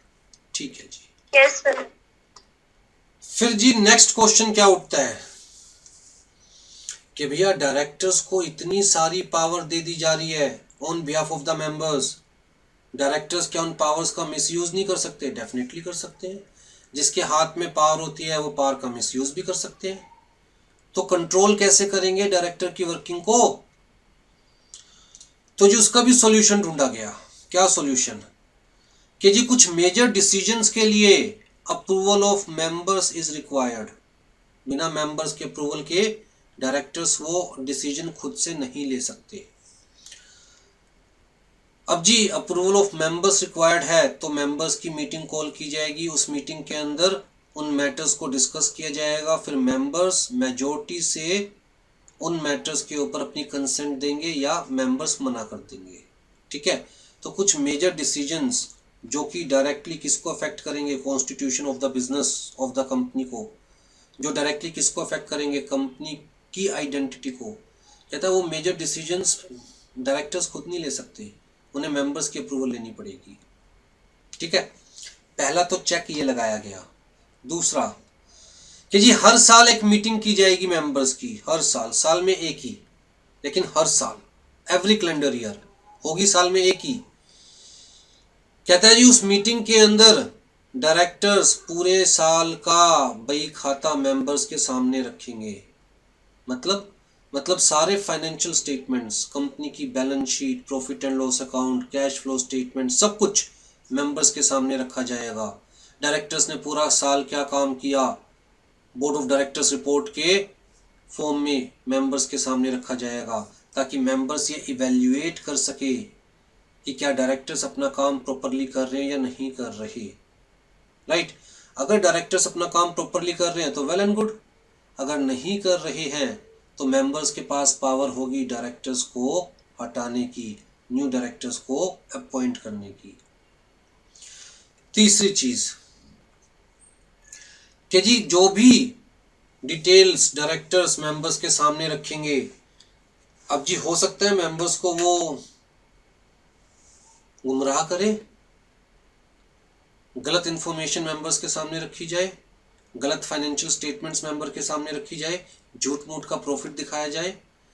तो भैया फाइनेंशियल स्टेटमेंट्स का ऑडिट होगा, ये चेक करवाया जाएगा कि भैया फाइनेंशियल स्टेटमेंट्स कंपनी के फाइनेंशियल पोजीशन की true and fair view represent कर रही है नहीं कर रही।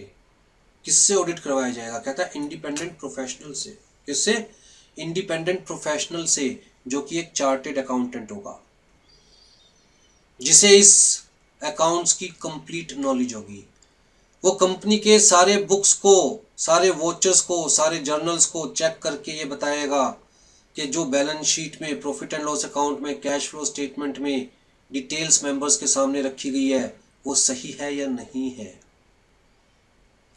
तो इस तरह से डायरेक्टर्स की पावर्स के ऊपर कुछ चेक लगाए गए, और यहीं से हमारे पास कॉन्सेप्ट आया एनुअल जनरल मीटिंग का, जो साल में जो एक मीटिंग होगी मेंबर्स की, और वो होगी ही होगी इस पर्पस के लिए, उस मीटिंग को हम क्या बोलेंगे? Annual general meeting.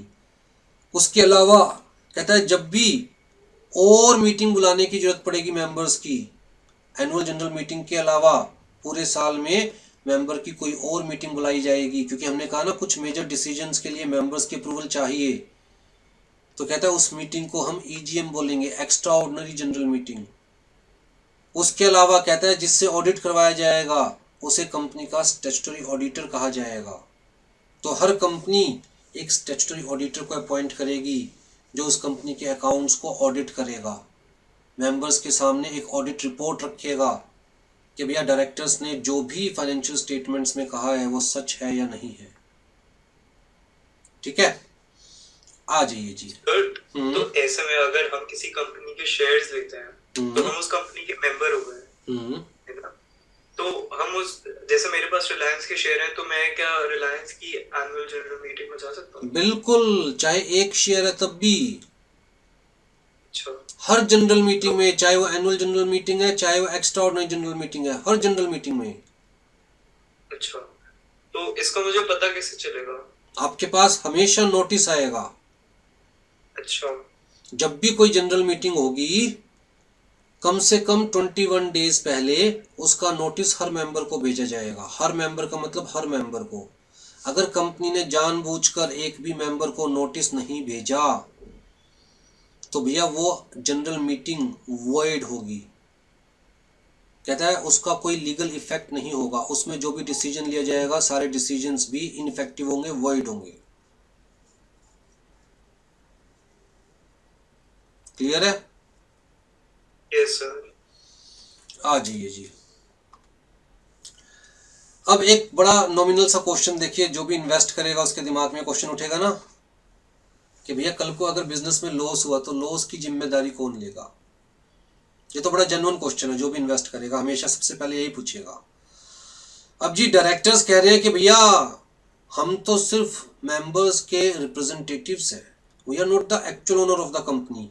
हम तो मेंबर्स के बिहाफ पर कंपनी को डायरेक्ट कर रहे हैं, तो भैया हमें किस लिए लायबल कंसीडर किया जाएगा, हम नहीं लायबिलिटी लेंगे अगर कल को कंपनी को लॉस होगा तो। उन्होंने तो बड़ी सिंपल सी बात कही कि आप दुकान खोल के बैठे हैं, दुकान के ऊपर आपने मैनेजर अपॉइंट कर लिया जिसको आप सैलरी देते हैं, डायरेक्टर्स को भी तो सैलरी मिलती है, रेम्यूनरेशन मिलती है। कहता है जिसको आप सैलरी देते हैं, अगर कल को लॉस हो गया तो लॉस क्या मैनेजर से रिकवर करेंगे आप, वो थोड़ी ना जिम्मेदार है लॉस का।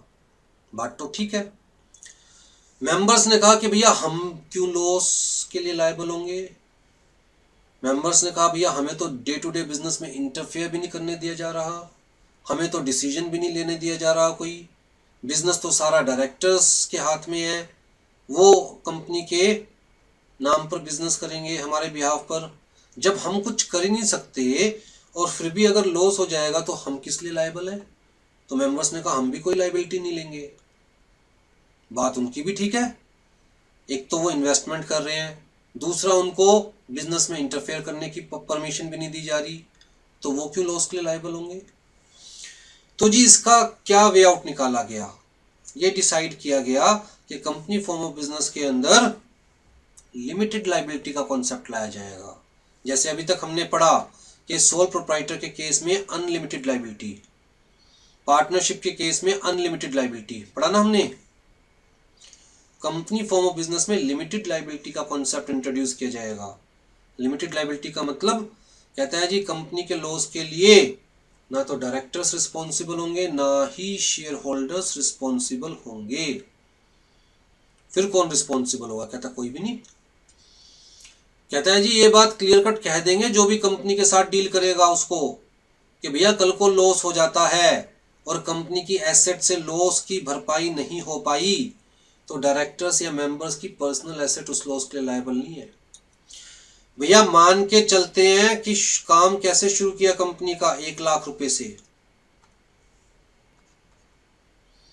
1 लाख रुपए से कैसे शुरू किया, कहता है जी 1000 शेयर, एक शेयर 100 रुपए का हो गया ना 1 लाख रुपए।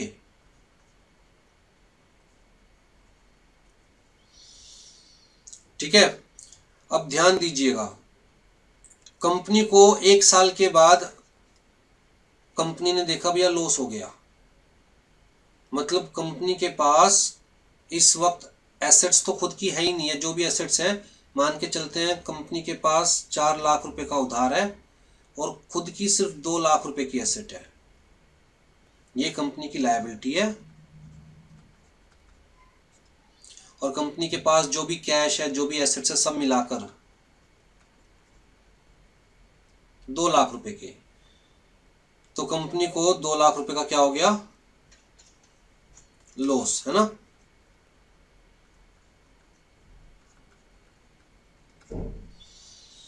कहते हैं इस लॉस के लिए कौन लायबल।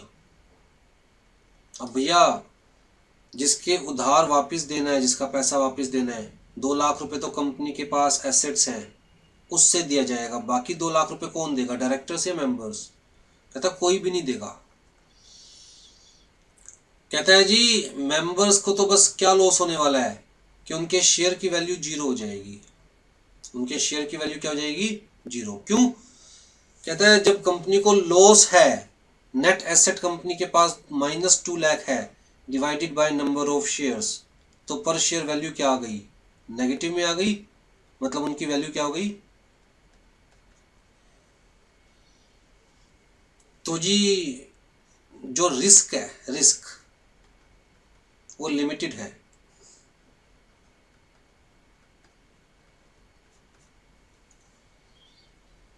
मेंबर्स का रिस्क लिमिटेड है। आपके पास जितना रिस्क लेने का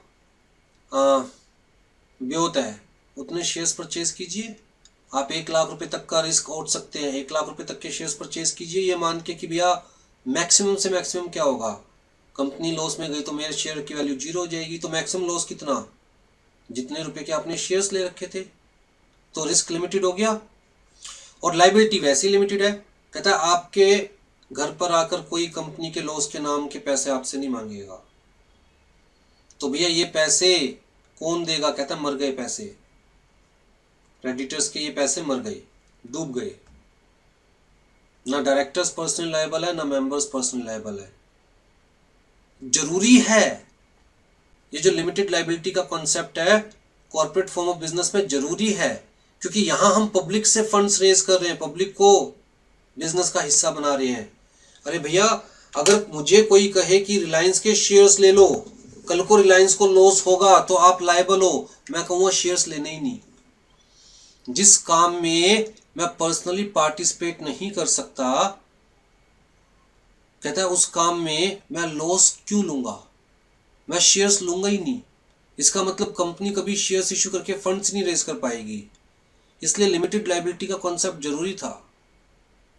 ठीक है, तो कहता है जी कोई लायबल नहीं है जेन्युइन बिजनेस लॉस के लिए। हाँ, अगर डायरेक्टर्स ने फ्रॉड किया जिसकी वजह से कंपनी को लॉस हुआ, फिर तो उनके ऊपर फ्रॉड का केस बनता है, फिर तो डायरेक्टर्स लायबल है, राइट।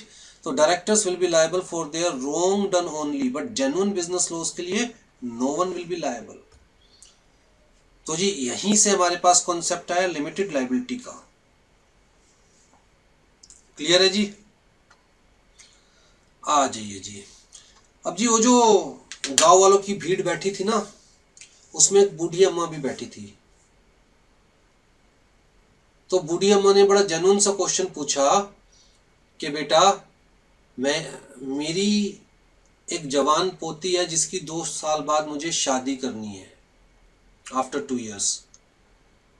आज मैं पैसा इन्वेस्ट कर दूं तो क्या 2 साल बाद आप मुझे मेरा पैसा वापस दे दोगे?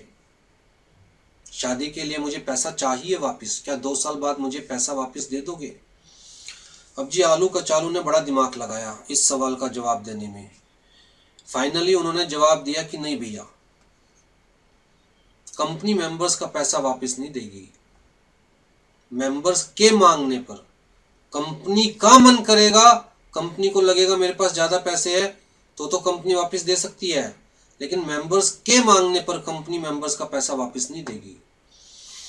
आलू कचालू ने इसे कुछ ऐसे एक्सप्लेन किया। आलू कचालू ने कहा मान के चलिए जी हम मेट्रो बनाने का बिजनेस करेंगे, ठीक है। अब जी मेट्रो बनाने के लिए 1 लाख रुपए चाहिए, पहले फाउंडेशन क्रिएट करने के लिए 50,000 रुपये, फिर पिलर्स खड़े करने के लिए दोबारा 25,000 रुपये, और ऊपर का ट्रैक बनाने के लिए 25,000 रुपये। ऐसे 1 लाख रुपए में ये ट्रैक पूरा बन के तैयार होगा मेट्रो का। अब जी मान के चलते हैं हमने फाउंडेशन बना लिया, हमने पिलर्स खड़े कर लिए, लेकिन जब ऊपर के ट्रैक बनाने की बारी आई तो कुछ मेंबर्स ने अपना पैसा वापस मांग लिया। अब भैया मेंबर्स ने अपना पैसा वापस मांग लिया तो ट्रैक तो बन नहीं पाया, प्रोजेक्ट फेल हो गया, और जो बाकी के पैसे इन्वेस्ट हुए थे इस प्रोजेक्ट में उनकी वैल्यू भी क्या हो गई, उन पिलर्स का, उन फाउंडेशन का क्या कोई यूज है? The answer is no. कहता है मेंबर्स अगर ऐसे अपने पैसे वापस मांगेंगे तो कंपनी का बिजनेस ही नहीं चल पाएगा। बिजनेस के बीच में से पैसे निकाल के कैसे वापस देंगे? तो आलू कचालू ने कहा नहीं भैया देखो, एक बार इन्वेस्ट कर दोगे, कंपनी के मेंबर बन जाओगे, कंपनी के शेयर्स लोगे, तो आपके मांगने पर पैसे वापस नहीं मिलेंगे। हाँ, अगर कंपनी के पास एक्स्ट्रा होंगे, कंपनी का वापस देने का मन करेगा तो कंपनी वापस दे देगी, लेकिन मेंबर के मांगने पर पैसे वापस नहीं मिलेंगे, बीच बिजनेस में से पैसे निकाल के वापस नहीं देंगे। अब जी ये तो बड़ी दिक्कत वाली बात हो गई। आप कहीं भी ऐसी जगह पर इन्वेस्ट नहीं करना चाहोगे जहां से रिटर्न वापस ही ना आए आपका इन्वेस्टमेंट वापस ही ना मिले आपको। आप सोच के देखो, एक घर परचेज कर रहे हो, कहता है जी उस घर में ना रह सकते और ना बेच सकते, तो ऐसे घर को परचेज करोगे? The answer is no. यही केस बन जाएगा। आप एक कंपनी में इन्वेस्ट कर रहे हो, ना उसके अंदर डिसीजन मेकिंग में पार्टिसिपेट कर सकते, ना इन्वेस्टमेंट वापस मांग सकते, तो कोई इन्वेस्ट करेगा? The answer is no. तो जी क्या सॉल्यूशन निकाला जाए? आलू कचालू ने कहा एक सॉल्यूशन तो है कि हम आपको शेयर्स बेचने की परमिशन देते हैं। आप ओपन मार्केट में अपने शेयर्स बेच सकते हैं किसी को भी। जैसे पार्टनरशिप में ये चीज पॉसिबल नहीं है, बिना अदर पार्टनर्स के कंसेंट के आप अपना शेयर किसी और को ट्रांसफर नहीं कर सकते। सोल प्रोप्राइटरशिप में तो शेयर ट्रांसफर करने वाला कोई कंसेप्ट नहीं है, पूरा बिजनेस ही आपको बेचना पड़ेगा। कहता कंपनी में हम ये आपको परमिशन दे रहे हैं कि you can transfer your share, you can sell your shares to someone else, किसी को भी और बेच सकते हैं। अब जी इससे होगा क्या? आपको आपके पैसे भी मिल जाएंगे जब आपको जरूरत पड़ेगी, और कंपनी की पॉकेट से पैसे भी नहीं जाएंगे, कंपनी का काम एज इट इज चलता रहेगा। ठीक है, सबसे बेस्ट कहता है जी मेंबर्स के आने की वजह से, मेंबर्स के जाने की वजह से कंपनी बंद नहीं होगी, that will not affect the work of the company. तो जी company will go forever, जब तक कंपनी खुद बिजनेस को बंद नहीं करना चाहेगी तब तक कंपनी बंद नहीं होगी। तो जो लॉन्ग टर्म प्लान्स होते हैं, जो सालों चलने वाले हैं, 10 साल 20 साल 25 साल 30 साल, जैसे मेट्रो, कहता है ऐसे प्लान्स के केस में तो company is the best form of business, क्योंकि कोई आ रहा है, कोई इन्वेस्ट कर रहा है, या कोई अपना शेयर किसी और को बेच रहा है, क्या फर्क पड़ता है? मेंबर नए बनते जाएंगे, पुराने मेंबर हटते जाएंगे, बट कंपनी के पास तो पैसे रहेंगे और उस पैसे से कंपनी काम करती रहेगी, राइट। तो यहां से हमारे पास दो कंसेप्ट आए, एक तो ट्रांसफरेबिलिटी ऑफ शेयर्स और दूसरा परपेचुअल सक्सेशन। परपेचुअल सक्सेशन का मतलब existence for ever. Member may come, member may go, but company shall go for ever. क्या ये कंसेप्ट क्लियर है? ठीक है जी, आ जाइए। अब क्या क्वेश्चन आया कि भैया कंपनी की प्रॉपर्टी का ओनर क्या होगा, कौन होगा? गांव वाले कह रहे हैं हमारे पैसों से कंपनी की प्रॉपर्टी परचेज की जाएगी, तो कंपनी की प्रॉपर्टी का ओनर कौन होगा? क्या हम अपने पर्सनल पर्पस के लिए कंपनी की प्रॉपर्टी यूज कर सकते हैं? अब जी आलू कचालू ने दिमाग लगाया कि मान के चलते हैं कल को कंपनी के पैसों से, शेयर्स के पैसों से 4 कुर्सी ली जाएगी कंपनी के ऑफिस में रखने के लिए। अगर कंपनी, गांव वालों को कंपनी की प्रॉपर्टी यूज करने की परमिशन दे देंगे तो वो कुर्सियां कभी कंपनी के ऑफिस में नहीं पाएगी, कभी किसी के घर में पाएगी, कभी किसी के घर में पाएगी। तो आलू कचालू ने कहा नहीं भैया देखिए, कंपनी की जो प्रॉपर्टी है वो कंपनी की अपनी प्रॉपर्टी होगी, चाहे वो आपके शेयर्स के पैसों से परचेज की जाएगी, लेकिन उस पे आपका कोई हक नहीं होगा। कंपनी की प्रॉपर्टी कंपनी के नाम पर होगी, ना डायरेक्टर्स के नाम पे, ना कंपनी के मेंबर्स के नाम पे, और ना ही डायरेक्टर्स या मेंबर्स कंपनी की प्रॉपर्टी को पर्सनली यूज कर सकते हैं, वो सिर्फ कंपनी के बिजनेस के लिए यूज की जाएगी। ठीक है जी। कल को अगर कंपनी बंद होती है तो कंपनी के पास जो भी एसेट्स होगी वो एसेट्स मेंबर्स में डिस्ट्रीब्यूट कर दी जाएगी अकॉर्डिंग टू देयर शेयर्स। लेकिन जब तक कंपनी का बिजनेस चल रहा है, company is a going concern, तब तक कंपनी के एसेट को कोई मेंबर या कोई डायरेक्टर हाथ नहीं लगा सकता, अपने पर्सनल पर्पस के लिए यूज नहीं कर सकता। ठीक है, और उस प्रॉपर्टी का लीगल ओनरशिप भी कंपनी के नाम पर ही होगा। तो यहां से हमारे पास कॉन्सेप्ट है सेपरेट प्रॉपर्टी का। चाहे आप रिलायंस के शेयर होल्डर हैं तब भी रिलायंस की प्रॉपर्टी को आप अपनी प्रॉपर्टी नहीं कह सकते।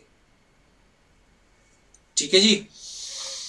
अब जी उसके अलावा सबसे मेन चीज कहता है, क्योंकि ये सब डिस्टिंक्शन की गई, मेंबर्स को कंपनी को अलग रखा गया, मेंबर्स को डायरेक्टर्स को अलग रखा गया, कंपनी को डायरेक्टर्स को अलग रखा गया, तो कंपनी की एक अलग से आइडेंटिटी क्रिएट करना जरूरी है, ताकि कंपनी अपने नाम पर प्रॉपर्टी परचेज कर सके, कंपनी अपने नाम पर कॉन्ट्रैक्ट में एंटर कर सके, कंपनी अपने नाम से बिजनेस कर सके। तो जी कॉर्पोरेट पर्सनैलिटी इसी को कहा जाता है, सेपरेट लीगल एंटिटी इसी को कहा जाता है। ठीक है, तो जी क्या क्या कैरेक्टरिस्टिक्स है कंपनी फॉर्म ऑफ बिजनेस की। कहता है company will be considered as a separate person, just like an individual company will have its own personality and identity. और ये बात प्रूव करने के लिए मुझे बहुत दूर तक जाने की जरूरत नहीं है। आप अगर किसी कंपनी का मोबाइल परचेज करते हो तो क्या वो मोबाइल आप कंपनी से परचेज कर रहे हैं या कंपनी के डायरेक्टर से या कंपनी के मेंबर से। कल को उस मोबाइल में कोई दिक्कत आ जाती है, आप कंपनी के ऊपर केस करोगे या कंपनी के डायरेक्टर्स के ऊपर या कंपनी के मेंबर्स के ऊपर। कहता है आपको तो पता भी नहीं उस कंपनी के डायरेक्टर्स कौन है, आपको तो पता भी नहीं उस कंपनी के मेंबर्स कौन है। इसका मतलब आपका माइंड क्लियर है, कंपनी अलग है, उसके डायरेक्टर्स अलग है, उसके मेंबर्स अलग है, और जो भी बिजनेस किया जा रहा है, जो भी काम किया जा रहा है, जो भी प्रोडक्ट सेल किया जा रहा है, जो भी सर्विसेज प्रोवाइड की जा रही है, वो कंपनी के नाम पर प्रोवाइड की जा रही है, ना कि डायरेक्टर्स या मेंबर्स के नाम पे। राइट। तो जी on behalf of the company directors will enter into the contract only in the name of the company and not in their own name या in the name of the members. The assets and property of the company will be purchased only in the name of the company. Entire business will be done only in the name of the company and not in the name of any member या director.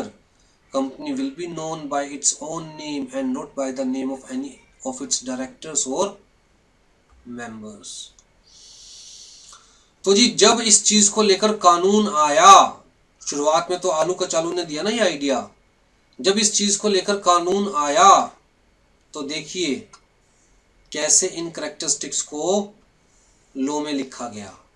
कौन से section में लिखा गया? Section 9 of companies act 2013। कहता है जी from the date of incorporation, जब कंपनी रजिस्टर होगी लॉ में, कंपनीज एक्ट 2013 में जब कंपनी रजिस्टर होगी तो जी रजिस्ट्रार कहता है एक सर्टिफिकेट देगा, उस सर्टिफिकेट के ऊपर डेट मेंशन्ड होगी कि किस डेट से कंपनी को लॉ में रजिस्टर्ड कंसीडर किया जा रहा है। कहता है उस डेट से वो लोग जिन्होंने कंपनी बनाई है एंड ऑल अदर पर्संस जो टाइम टू टाइम कंपनी के मेंबर्स बनेंगे by taking the shares of the company shall be a body corporate by the name content in the MOA. कहता है कंपनी को एक बॉडी कॉर्पोरेट कंसीडर किया जाएगा। Company is capable of exercising all the functions of incorporated company. As a body corporate company सारे functions कर सकती है, सारे काम कर सकती है as incorporated company having perpetual succession with power to acquire, hold and dispose of property both movable and immovable, tangible and intangible in its own name, with power to contract and to sue or be sued। अपने नाम से case file कर सकती है, company के नाम पर case file किया जा सकता है by the said name। ठीक है जी, कुछ कुछ समझ में आया, कंपनी के हाथ पैर कुछ कुछ जुड़े कि कंपनी फॉर्म ऑफ बिजनेस क्या होता है और कैसे डिफरेंट होता है अदर फॉर्म ऑफ बिजनेसेस से।